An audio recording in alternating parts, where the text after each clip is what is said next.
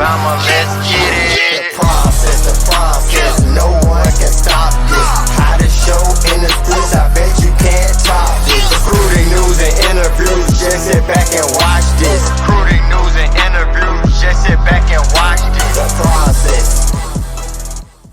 How's it going, everyone? Welcome into The Process, Crimson Tide Recruiting. I am your host, Justin Smith, the scouting and recruiting analyst for Touchdown Alabama. Thank you guys so much for joining me today on our YouTube channel. The first thing I need you to do is hit that like button, hit the subscribe button, hit the notification bell, be notified when we drop content on our YouTube channel. I am here each week to break down the latest of Crimson Tide football recruiting news. And on today's episode of The Process, which is the second show of the week, I do want to talk about the Crimson Tide's upcoming recruiting weekend, with them set to host another group of official visitors. This group will be their last group of official visitors for the month of June. I will also discuss Arch Manning verbally committing to the Texas Longhorns and what that means for the Crimson Tide. Also discuss a couple of other recruiting updates. But the first thing we're going to start with is Manning, the 5-star quarterback out of Newman High School in Louisiana, verbally committed to the Longhorns earlier today over Alabama and Georgia. Both Georgia and the Crimson Tide hosted Manning for official visits earlier this month. So did Texas. They actually hosted him last weekend. They was able to get a verbal commitment after that visit. But as far as Manning's recruitment is concerned, in my opinion, just looking at things and how he handled his recruitment, which he did it really well, I think his recruitment is pretty much a wrap. As far as how does that impact Alabama, the Crimson Tide do have a verbal commitment from 4-star quarterback Eli Holstein out of Zachary High School in Louisiana, a top quarterback in the 2023 recruiting class, at 6'4" and 220 pounds, a very accurate quarterback, especially when it comes to those medium and short throws. Has a great deep ball as well, nice touch on his deep ball. As far as a runner, he's a kid who is not going to blow you away with his speed, but I feel he's a tough runner. At 6'4" and approximately 225 pounds, you know that he has a big frame. He can fight for extra yards, so I really like him as a runner in terms of knowing when to run and when to take advantage of some space. So there's a lot to like about Eli Holstein. He is set to participate in the Elite 11 finals upcoming here later this month, so we'll see what the Crimson Tide commit can do at that particular event. So the Crimson Tide are still in a great position with the quarterback position. Nick Saban has said in the past that his goal is to land at least one quarterback in each recruiting cycle. It looks as if they are on track to do that. So I think the Tide remain in a very good position when it comes to the quarterback position in this 2023 recruiting class. They still have one quarterback target still on the board, and 4-star quarterback Lonergan out of Georgia. He does have a commitment date set. He will announce his commitment on July 5th. He currently has a top 5. He has the Crimson Tide in that top 5, along with programs like Florida, South Carolina, Stanford, and Ohio State. Many feel that he will most likely go to South Carolina, but after he officially visited the Crimson Tide earlier this month, he said the fact that the Crimson Tide had a verbal commitment for Eli Holstein will not play a role in his decision. So we'll see how things play out, but I did want to just reference Dylan Lonergan and bring him up as far as Alabama possibly pulling in another quarterback. He did officially visit, so I just wanted to bring him up and discuss him a little bit as far as the Crimson Tide recruiting quarterbacks in this 2023 recruiting class. Tony Mitchell, a 5-star defensive back out of Thompson High School in Alabaster, Alabama, recently released a Final Four. He's down to 4 schools, which is really interesting. He has a Final Four at the moment. He has Alabama, Georgia, Auburn, and Texas A&M listed in that Final Four. Most guys who have Final Fours, top 5s, even Final 5s, I think you could even throw Final 6s in there. When you are at that point in your recruitment, it looks as if you could possibly announce a commitment decision before your senior season begins, or possibly over the next couple of months, because when you take a look at the current calendar, it's about to roll into July, and a lot of guys are going to announce decisions in July. Some are going to announce in August, as far as those guys who want to announce their commitments before their senior seasons begin. But when you take a look at Mitchell, the last time I talked with him, he said he would most likely announce his commitment on National Signing Day during the early signing period. So it will be interesting to see if he keeps that time frame or if he possibly moves up his decision now that he has released a Final Four. The last time I talked with him, he did say that Alabama was like a second home to him. He said He had a great relationship with Nick Saban, Alabama's defensive line coach. Freddie Roach also has a good relationship with the Crimson Tide's defensive coordinator, Pete Golding. He said he has been to Tuscaloosa a lot of times, so he is really interested in the Crimson Tide. He knows that they really want him in their 2023 recruiting class. So with them visiting Tuscaloosa several times in the past, if he did make a decision during the summer, I feel that Texas A&M is definitely a threat if he was to push his commitment decision up. So I'll definitely keep my eyes on that if he did make that decision to want to announce his commitment a little bit earlier during the early signing period on National Signing Day. So that is something I would pay attention to if I am an Alabama fan, if Tony Mitchell decides to move that commitment decision, that time frame up a little bit. But the Tide remain in a good position with him. It'll be interesting to see when he starts to take official visits in the next step in this recruitment. We will definitely keep our eyes on the versatile defensive back who could be a cornerback, play a little bit of safety at the next level. Has done that at Thompson High School in the past. Actually played safety the last 2 seasons, but he's actually transitioning over back to the cornerback position after playing there a little bit earlier in his high school career at Thompson. I think when he was a freshman, he played cornerback. As a junior and as a sophomore, he's played safety for Thompson High School. So he's a versatile, big body defensive back who the Tide and other schools around the nation would love to have. And those are the Final Four schools for him. When you take a look at Alabama, Auburn, Georgia, and also Texas A&M. Miles McVay, a 4-star offensive lineman out of East St. Louis High School in Chicago, Illinois. He actually had an opportunity to unofficially visit Alabama over the last few days. He's set to officially visit Alabama during the season in October during the same weekend where they will host the Texas A&M Aggies. Said he is pumped to get out to see that game. Also pumped to go out to get his official visit in when it comes to the Crimson Tide. Something that is really interesting about Miles McVay is that he actually has a commitment date in mind. He wants to commit in August, in early August. He wants to have a decision done. So he's going to be one of those kids who make a decision and Alabama could possibly flip him down the line if it is not the Crimson Tide when he makes that decision in early August. The Tide could change his mind on that official visit in October. Texas A&M actually hosted him for an official visit this month. He said he is going to be exciting to get out to Tuscaloosa on the weekend of October 8th to see both teams go head to head as he continues to try to evaluate both programs before he enrolled into the school of his choice in the future. But he had an opportunity to spend a couple of days in Tuscaloosa on an unofficial visit.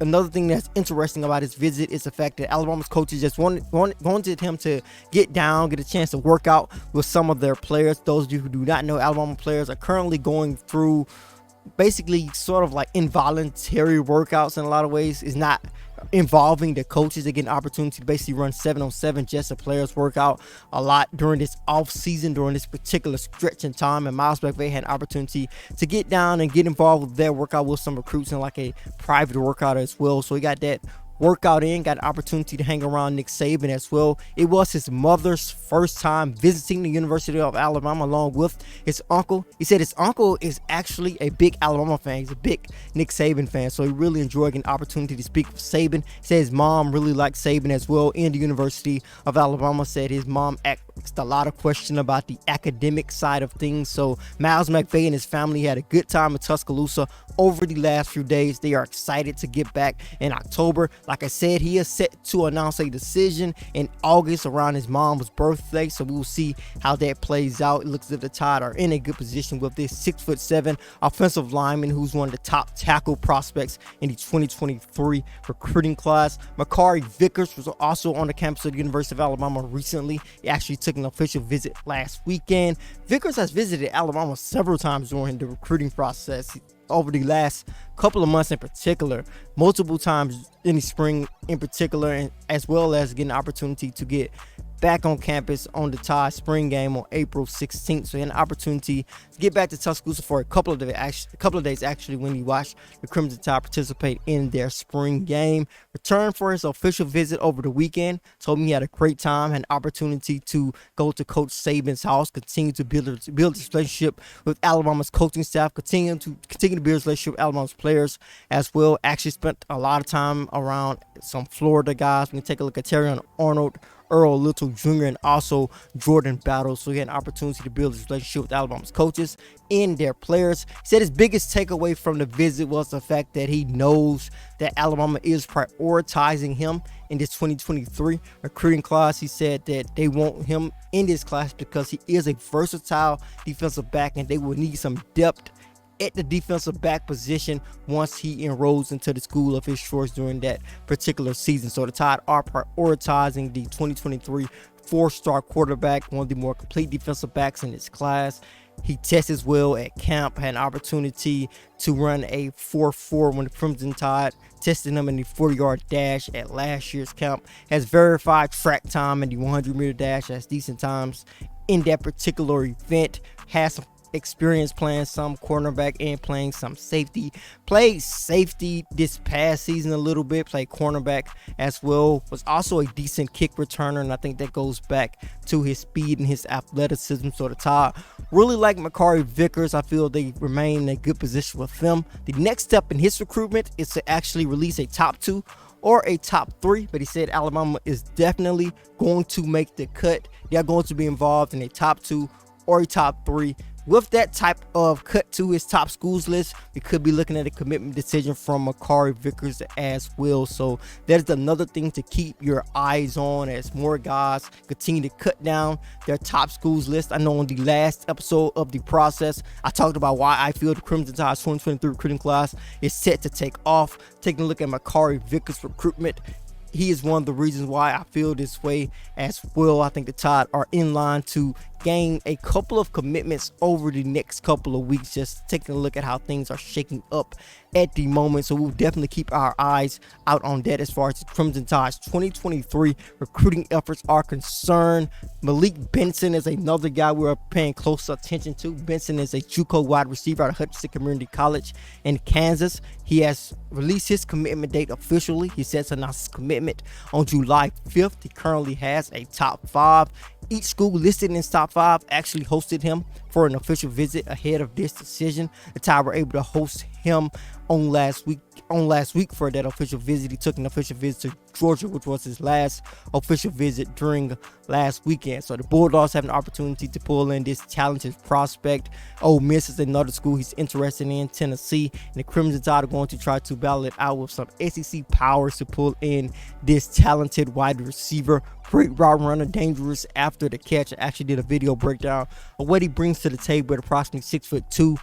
Pulled in about 50 or so catches during the 2021 football season as a freshman at Hutchinson Community College, racked up 11 touchdowns and also racked up more than 1,100 receiving yards. So he's a guy who has the potential to make an immediate impact at the wide receiver position for the Crimson Tide. We'll see what his decision will be on July 5th. We'll definitely have our hand on the pulse when it comes to what decision he will make on that particular date on next month. But now transitioning into the guys who will take official visits to Alabama this weekend, we're going to bring up a graphic and basically list the guys who are expected to take official visits to the University of Alabama on this weekend. Take a look at this impressive list to close out things. I want to talk about a couple of these guys and break them down in more detail. The first guy I want to discuss is Ruben Bain, a 4-star defensive lineman of Miami Central High School in Miami, Florida. Actually, he racked up 29 sacks. 2020-21 football season was special and explosive off the edge as an edge rusher.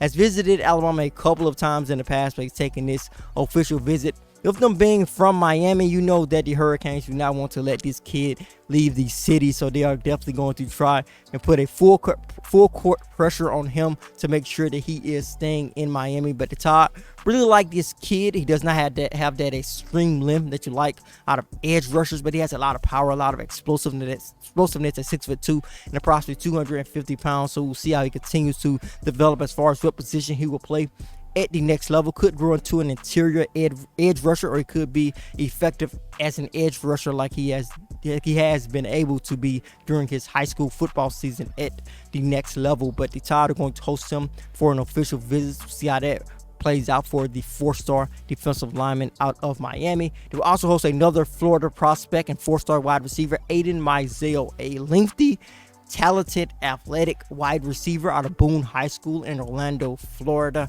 has basically been on several official visits during this month, has taken a couple of official visits to different programs, officially visited Florida State recently. The Crimson Tide will host him. He actually has a top schools list at the moment.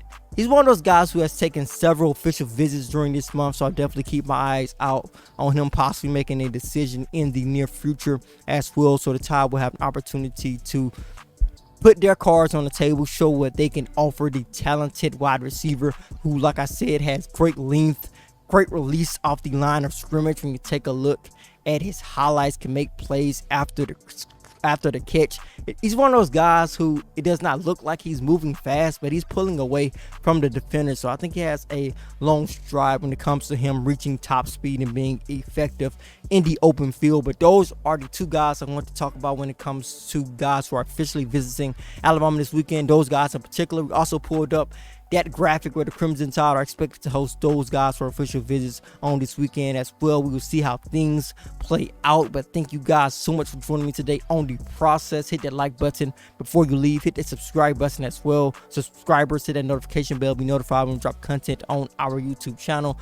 Then head over to touchdownalabama.com, pick up your subscription today. With that subscription, you'll be able to read all of our subscriber-only articles. Also, get your hands on our yearly print magazine issue. Then head over to the Google Play Store if you have an Android device to download the Touchdown Alabama app. If you have an Apple device, download the app in the Apple App Store. With that app, breaking news notifications can be sent to your mobile device. As always, I am Justin Smith, the scouting and recruiting analyst for Touchdown Alabama. Process.